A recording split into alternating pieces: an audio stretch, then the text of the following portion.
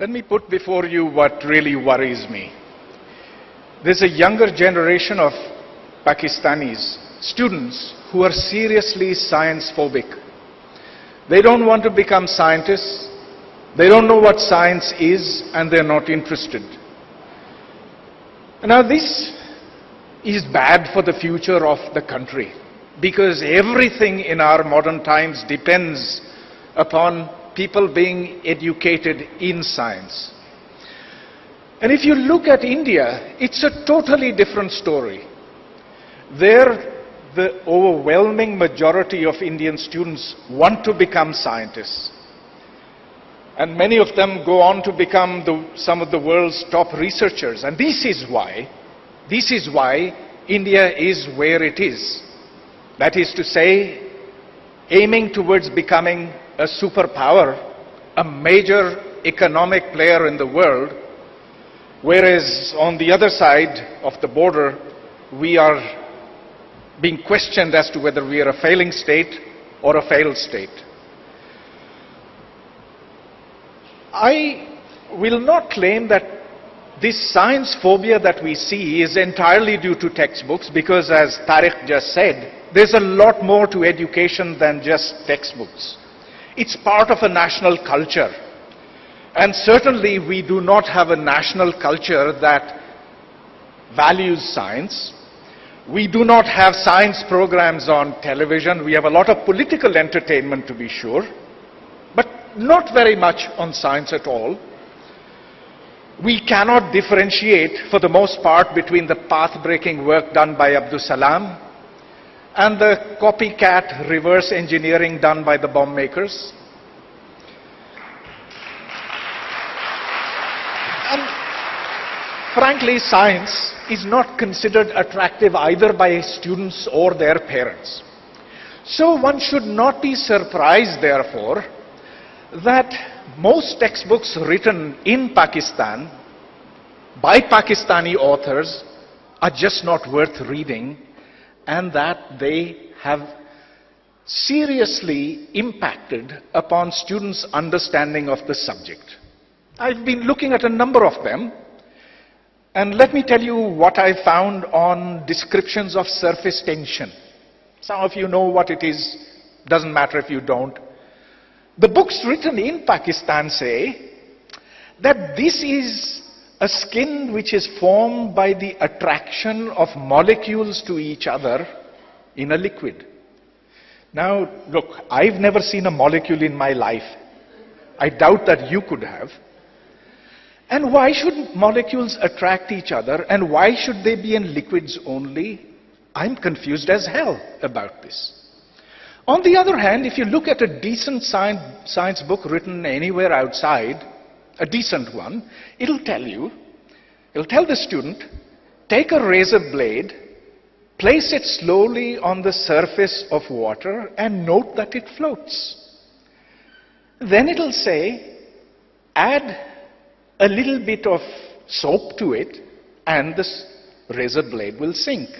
The student does that and actually arrives at an understanding of what science is. So clearly, some science books are better than others, and then the question comes about, why don't we simply take the good books that are written outside and use them in our schools, perhaps with adaptation, perhaps with translation, and that should certainly make a big difference. Of course, it won't end all problems, but it should certainly make a very big difference. Now, at that point, nationalist bravado kicks in. They say that we Pakistanis are equally capable of writing very good books. Why should we rely on the Gora? Why should we rely on the Chinese? Why should we rely on anyone else? We have the best people here. But sorry, this is just empty chest beating. It's a case of large egos and low accomplishments. You see, this argument is not made when it comes to using medicines, drugs made outside. This argument is not made when flying in airplanes or riding in cars that were made by Goras. It only kicks in when it comes to educating our children. So, here is something that is telling us not just about science education, it's telling us something much deeper, something much wider, something that Faisal Bari just talked about. The clash between modern education and traditional education. This failure of science education is actually systemic. It runs through the system. It's at the base of this is a rapidly growing reaction against modernity and modern education. Now let's not confuse modernity with consumption. You don't become modern by drinking Coca-Cola. And you don't become modern by riding in a big car or traveling in a jet plane. You become modern when there is a mindset that looks at the world in a different way, in which reason and rationality are part of how you look at things. And so modern education is very different from traditional education. Traditional education came from up there. You could not challenge it. You had to memorize it. You could not ask your teacher, why is this? If you did, you could properly be slapped on the head that this is the way it is. And so it was a corpus of facts, fixed, permanent, to be transmitted between generation to the next generation. Whereas modern education changes all the time. We create concepts of science. What we teach to our children today will be less relevant 10 years later, even less relevant another 10, just as it has been in the past. So modern education evolves, traditional education is fixed. This means that our attempt to create that synthesis is bound to fail. It failed at the time of Sir Syed Ahmad Khan, when he was in debate with the ulama at Deoband, as Faisal was reminding us. There was a clash, a serious clash. That clash is irresolvable. Try and fix it as much as you can. You can't do it.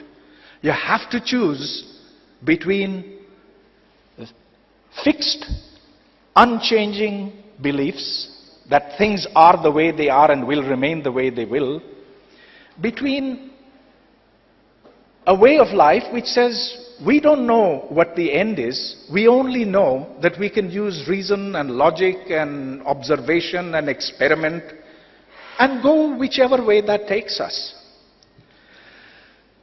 Well, that's all well and good, but how do you go about it? I don't have the answer, but I do know that it has to begin at the school level and it cannot be done at the university level, because trying and trying for the last 35 years, I know there are very definite limits to what you can do on that. Our task is getting a bit harder with time. It's because now we are seeing a guilt conscience assert itself. We're beginning to hear more and more often that this modern Western education is an imposition on us. It's there to make us brown sahabs. Forget it. If we don't have this education, we are going back to the dark ages. Don't be apologetic about it. What we have to do is to take that modern education, use our reason and our faculties of discernment, and get out of it what we need for our day and age, for our society. Among those things, as I said, we need good textbooks. That's just one part of it, but it is a very important part of that. And let me end by saying that instead of asking for everything in the world today, at least as regards our education.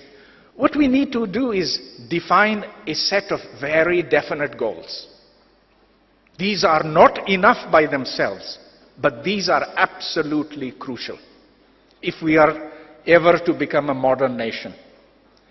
First and foremost, education has to begin with the premise that we need a spirit of openness.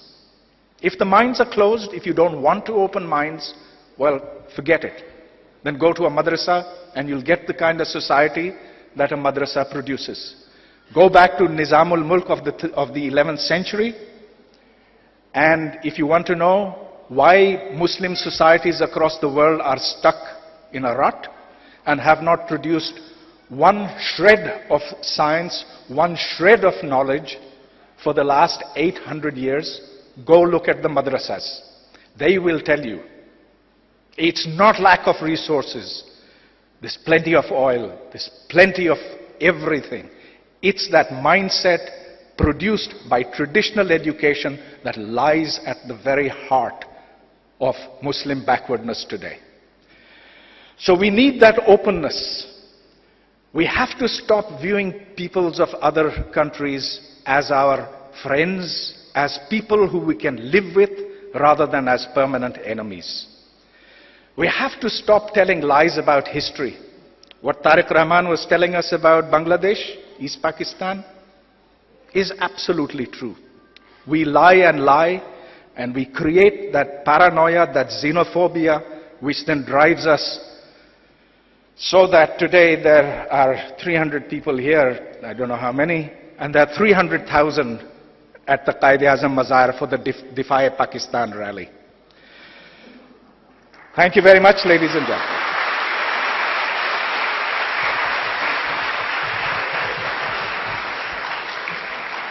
Thank you, Dr. Parvez Hoodbhoy. May I now invite Bela Raza Jamil to speak to you.